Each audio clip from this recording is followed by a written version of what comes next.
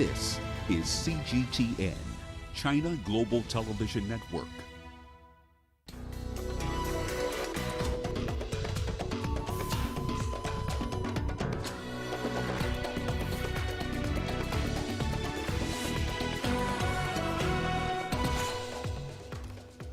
Death in Europe floods crisis rises above 157. South Africans still worried about food and fuel shortages even as calm returns after riots. And Egypt begins an ambitious program to lift over 60% of its population out of poverty. Hello and welcome to Africa Live. As always, great to have you with us. I'm Richard Nta, live in Nairobi. And for those of you joining us from across the continent and around the globe, we thank you for joining us. Let's take a look at other stories making headlines this hour. Nigeria to introduce law to reduce number of doctors leaving for greener pastures. And in sports, a Ugandan weightlifter who went missing in Tokyo reportedly left a note saying he wanted to stay in Japan. Once again, welcome to Africa Live. So good to have you with us. I'm Richard Nta. At least 157 people have died as floods cause havoc across Western Europe. Rescue crews have been racing to find survivors in Germany and Belgium, with hundreds still missing. In Belgium, the death toll has risen to 24. Its National Crisis Center has warned that the figure may continue to rise. Some 133 people have died in Western Germany in the country's worst natural disaster in more than half a century. Let's turn our attention to South Africa, where cleanup exercises have begun after days of unrest following the arrest of former President Jacob Zuma.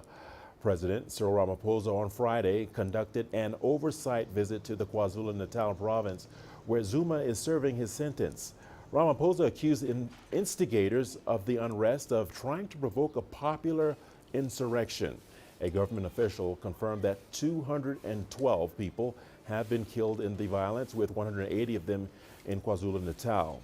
More than 2,500 others have been arrested. After days of looting, arson, and vandalism in parts of the country, South Africans have already started experiencing food and fuel shortages. CGTN's Yolisa Jamela reports on how some communities hit by looting are running out of basic essentials. There are long queues at malls and food stores in KwaZulu-Natal and parts of Gauteng as shortages are starting to hit the two provinces. People in communities hit by looting say they are running out of basic essentials like bread, milk, and chronic medication. Panic buying across neighborhoods in Gauteng has seen popular grocery delivery services buckle under pressure. But the Consumer Goods Council of South Africa warns against panicking. The food value chain is doing a lot in terms of ensuring that food reaches people. And we do have various NGOs in place in order to reach the critical communities where we have learned to maneuver around getting food to people. So all of those critical learnings of getting food to people that was utilized during the COVID situation would be plugged in to ensure that that is done. The council acts as the representative body of the entire consumer packaged goods industry. Sitati says lessons learned while dealing with the COVID-19 pandemic are coming in handy.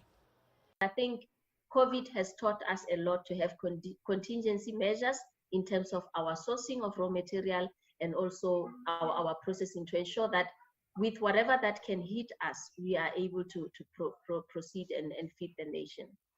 Meanwhile, Brand South Africa says the looting and the destruction has had a detrimental effect on the South African nation brand. The disorder started with protests against the arrest of former President Jacob Zuma, but soon degenerated into deadly and destructive rampages in KwaZulu-Natal and Gauteng provinces. The brand promise itself remains. We are still who we are at the core. What has been compromised is the image of the brand at this point in time, and that is something that we need to manage. So what we would need our audiences and our core target market to understand is the fact that we remain a largely peaceful and stable environment. Brand South Africa is an entity charged to promote the nation's brand image and reputation. Yodisa Jamila for CGTN in Johannesburg, South Africa. Chinese State Councilor and Foreign Minister Wang Yi has begun an official visit spanning Syria, Egypt, and Algeria. Wang is visiting at the invitation of Syrian Foreign Minister Faisal Mekdad, Egyptian Foreign Minister Sameh Shoukry, and Algerian Foreign Minister Ramtane Lamamra. Now this, according to an announcement by Chinese Foreign Ministry spokesperson Zhao Lijian on Saturday. All right, CGTN's Adel El-Mahroui joins us live now from Cairo. Adel, a 3-day visit by the Chinese Foreign Minister. What's on the cards this time, and why is this visit significant for both Egypt and China? Adel.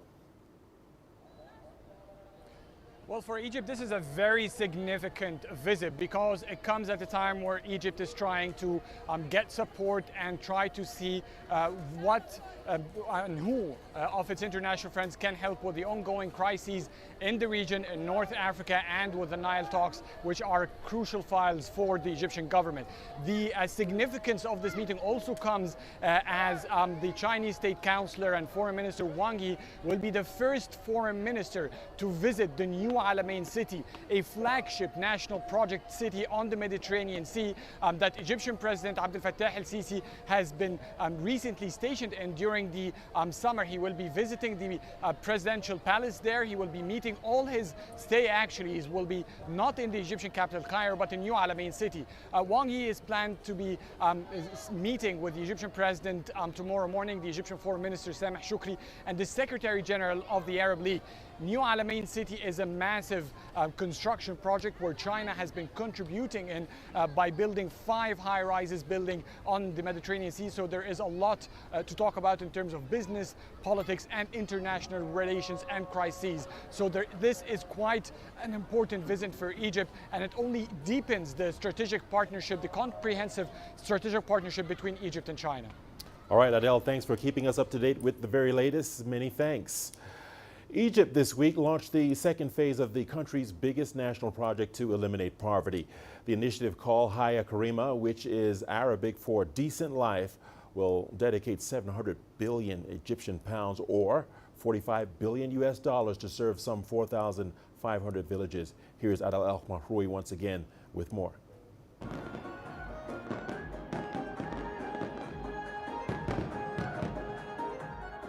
Tens of thousands of volunteers and benefactors of Egypt's Haya Karima project gathered at Cairo Stadium as the country launched a new phase of that social development program.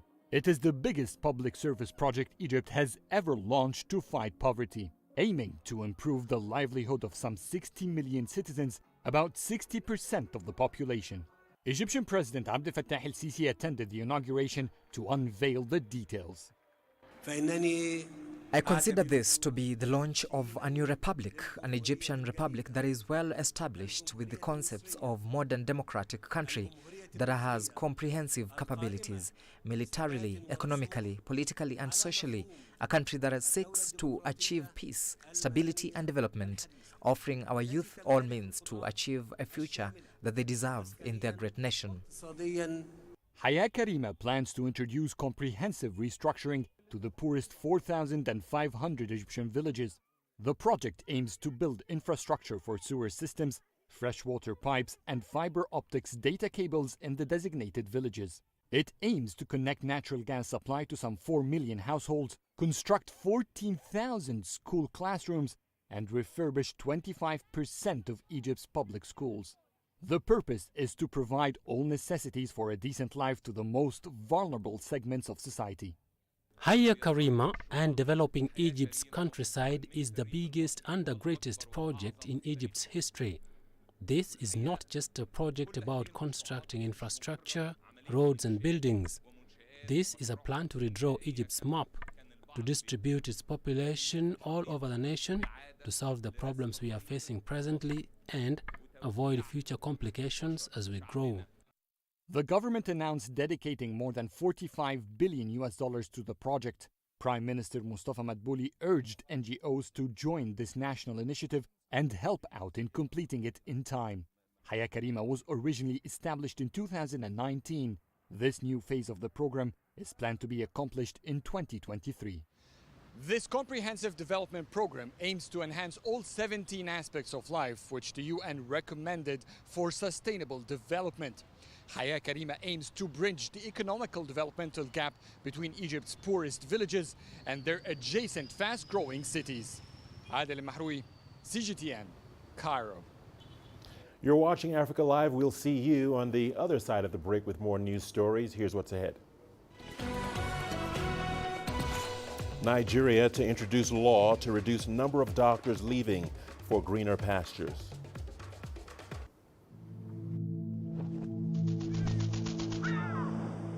How will your world change today? What happens here? What happens there? Or what you make happen for yourself? If it matters to you, it matters to us too. Your stories are the stories that need to be told. Africa Live. Find your voice.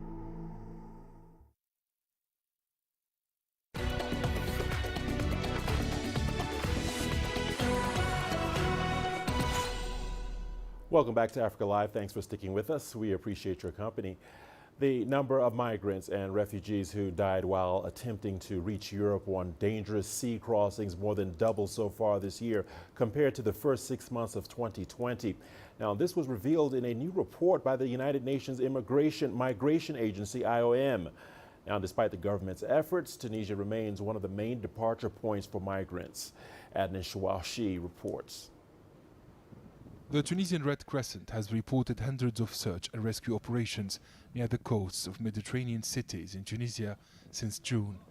Last week, the Coast Guard recovered 8 bodies and rescued 43 African migrants. The situation is very difficult. In just 2 weeks, the city of Zarzas alone in southern Tunisia, the Navy made 400 search and rescue operations.